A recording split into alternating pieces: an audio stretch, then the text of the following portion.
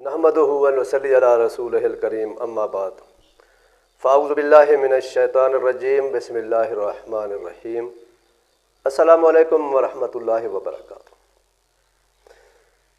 ایک مرتبہ حضرت عیسیٰ علیہ السلام انجیل پڑھ رہے تھے تو اس میں آپ صلی اللہ علیہ وآلہ وسلم کا تذکرہ پڑھا۔ نبی کریم صلی اللہ علیہ وآلہ وسلم کا جب تذکرہ پڑھا تو ایک سانپ نے سن لیا، کہنے لگا حضرت عیسیٰ علیہ السلام سے کہ حضور کہاں ملیں گے، کیسے ملیں گے؟ تو عیسیٰ علیہ السلام نے فرمایا کہ مکہ میں آئیں گے، مدینہ میں رہیں گے۔ سانپ نے کہا حضرت ملاقات کیسے ہوگی؟ تو عیسیٰ علیہ السلام نے کہا کہ مکہ چلے جاؤ۔ تو سانپ نے وہاں سے وہ مکہ آ گیا اور غار ثور میں کئی سو سال تک رہنے لگا، اور غار ثور میں اس نے اپنے رہنے کے لیے 70 سوراخ کیے۔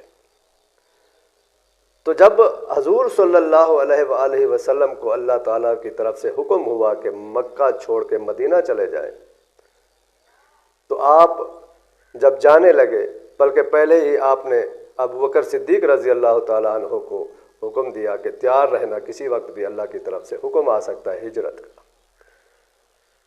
تو وہ رات، جس رات کفار نے آپ صلی اللہ علیہ وآلہ وسلم کے مکان کا گھیرا کر دیا آپ کو نعوذ باللہ قتل کرنے کے لیے، تو آپ صلی اللہ علیہ وآلہ وسلم رات کو اٹھے اور مٹھی بھر آپ نے مٹی اٹھائی اور اس پہ سورۃ یاسین پڑھتے ہوئے وہاں ان کے درمیان سے گزرتے چلے گئے، ان کے اوپر وہ مٹی چھڑک کر چلے گئے۔ ان کی آنکھیں آپ صلی اللہ علیہ وآلہ وسلم کو دیکھ ہی نہ سکی۔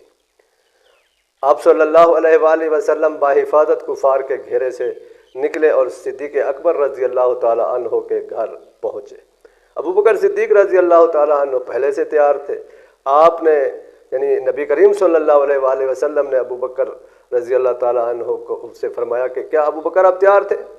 تو ابوبکر صدیق رضی اللہ تعالی عنہ نے عرض کی یا رسول اللہ آپ نے حکم دیا تھا، میں تیار ہوں۔ تو دونوں نبی کریم صلی اللہ علیہ وآلہ وسلم بھی اور ابوبکر صدیق رضی اللہ تعالی عنہ بھی وہاں سے ہجرت کے لیے روانہ ہو گئے، چل پڑے، مکہ چھوڑ دیا۔ مکہ سے شمال کی طرف مدینہ منورہ ہے اور غار ثور جنوب کی طرف ہے، جبل ثور۔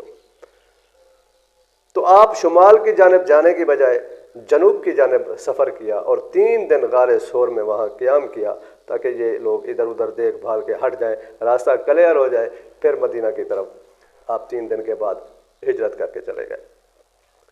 جب آپ غار ثور پہنچے تو ابوبکر صدیق رضی اللہ تعالی عنہ نے عرض کی یا رسول اللہ آپ تھوڑی دیر یہاں ٹھہرے، میں اندر جا کر صفائی وغیرہ کا انتظام کر لوں۔ تو حضرت ابوبکر صدیق رضی اللہ تعالی عنہ غار میں چلے گئے، وہاں جگہ جگہ سوراخ تھے۔ اس سانپ نے جو آپ کا دیدار کرنا چاہتا تھا، وہ بھی تو عاشق تھا نا، وہ اس نے 70 سوراخ کیے ہوئے تھے۔ ادھر بھی نرالے عاشق تھے حضرت ابوبکر صدیق، وہ بھی دعا مانگ کے گئے تھے کہ آج صرف میں اور میرا یار ہوں گے، میں اور میرا محبوب ہوگا، کوئی تیسرا نہیں ہوگا۔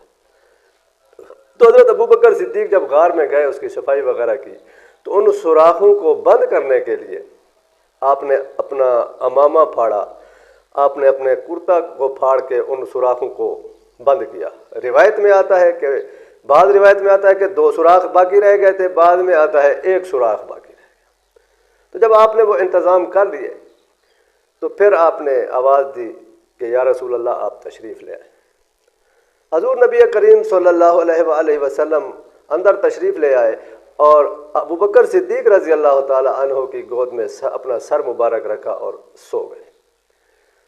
حضرت ابوبکر صدیق رضی اللہ تعالی عنہ نے جو 70 سوراخ تھے ان سب کو بند کر دیا، جو ایک باقی بچا تھا اس میں انہوں نے اپنی ایڑی رکھ دی تاکہ کوئی چیز نکل کے حضور نبی کریم صلی اللہ علیہ وآلہ وسلم کو نقصان نہ پہنچائے۔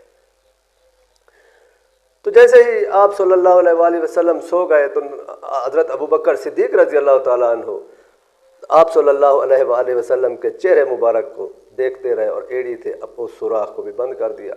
سانپ نے جب یہ ماجرا دیکھا، یہ معاملہ دیکھا، تو وہ بھی کہنے لگا، وہ کہتا ہوگا کہ تو بھی کیا نرالا عاشق ہے، میں نے تو کوئی کسر نہیں چھوڑی تھی، 70 سوراخ کیے تھے، اتنی عرصہ میں نے انتظار کیا، آپ نے میرے سارے راستے بند کر دیے۔ تو پھر اس سانپ نے حضرت ابوبکر صدیق رضی اللہ تعالیٰ عنہ کو ڈسنا شروع کر دیا، کیونکہ وہ بھی تو عاشق تھا نا۔ اگر ادھر نرالا عاشق حضرت ابوبکر صدیق تھے تو وہ بھی اتنے عرصے انتظار کرنے والا ایک عاشق تھا، کیونکہ اللہ کے نبی سے تو ہر چیز پیار کرتی تھی، محبت کرتی تھی، جانور ہوں، پرندے ہوں، انسان ہوں، جنات ہوں، سب، کیونکہ آپ سب ساری مخلوقات کے نبی تھے، آپ رحمت للعالمین تھے۔ تو سانپ نے ڈسنا شروع کر دیا، بار بار ڈسنا شروع کر دیا۔ آج اگر ہمیں کوئی چونٹی کاٹ لے اچانک تو ہم اپنا توازن برقرار نہیں رکھ پاتے۔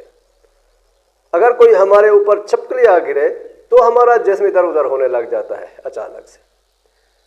تو سانپ نے ڈسنا شروع کر دیا، لیکن آفرین ہے کہ حضرت ابوبکر صدیق نے آپ صلی اللہ علیہ وآلہ وسلم کی نیند میں خلل نہیں پیدا ہونے دیا، اپنے جسم کو ہلایا تک نہیں۔ وہ ڈستا رہا حتیٰ کہ جو زہر تھا اس کا وہ پوری ٹانگ میں پھیل گیا، پورے جسم میں پھیل گیا، وہ ٹانگ جو تھی وہ شل ہونے لگ گئی۔ تو بے اختیار حضرت ابوبکر صدیق رضی اللہ تعالی عنہ کی آنکھوں سے آنسو آپ صلی اللہ علیہ وآلہ وسلم کے چہرہ انور پر گرے تو آپ کی آنکھ کھلی۔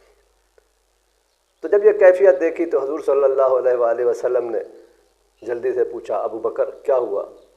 تو ابو بکر صدیق رضی اللہ تعالی عنہ نے کہا، یا رسول اللہ، میرے ماں باپ بھی قربان آپ پر، سانپ نے ڈس لیا۔